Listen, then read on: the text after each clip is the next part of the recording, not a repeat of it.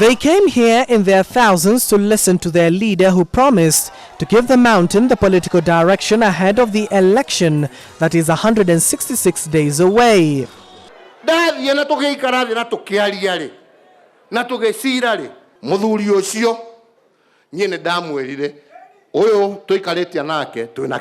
The move by President Uhuru Kenyatta continues to elicit mixed reaction and is likely to become the latest political dog whistle in the coming days. The meeting at Sagana 3 today is important as a political step towards August 2022.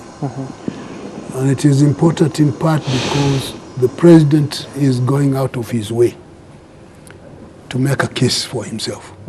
Direction they will take after that discourse, today's discourse, is what we will wait and see, and the impact on the same in terms of the voting dynamics and who they will support.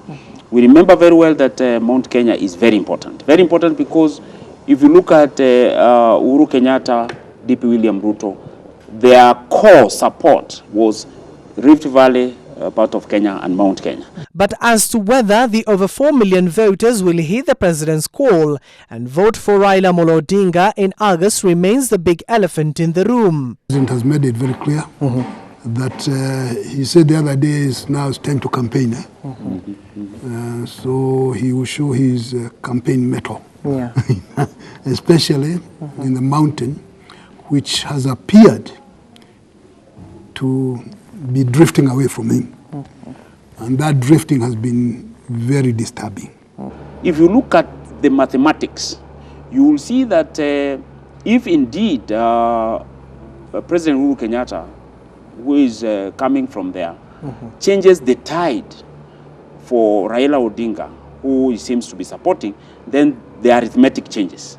Because 2013, 2017, it was nearly 90 or 90+% for the duo from the Central Kenya or Mount Kenya region generally.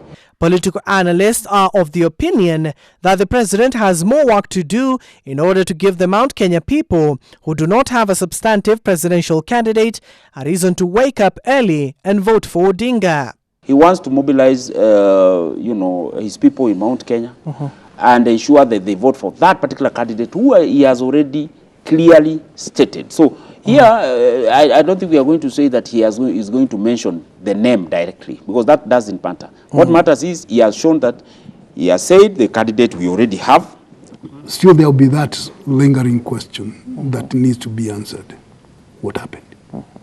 And I say that because, in general, you look at the people in the mountain, they like being convinced that what is happening is right.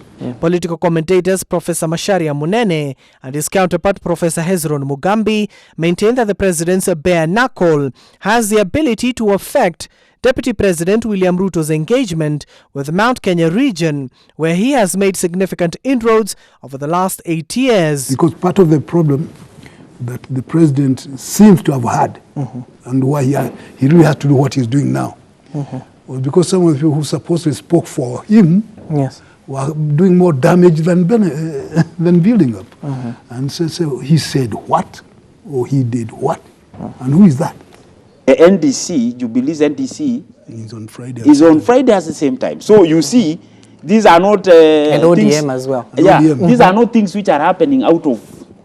It's well calculated. They are very well calculated because all those three major events, ODM, Jubilee, and Oka, all of them happening at the same time, is not something which has just appeared.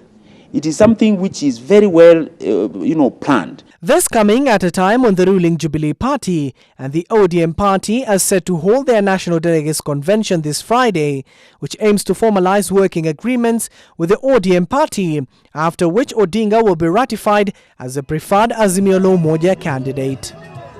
Abdiaziz Hashim, Ebru TV.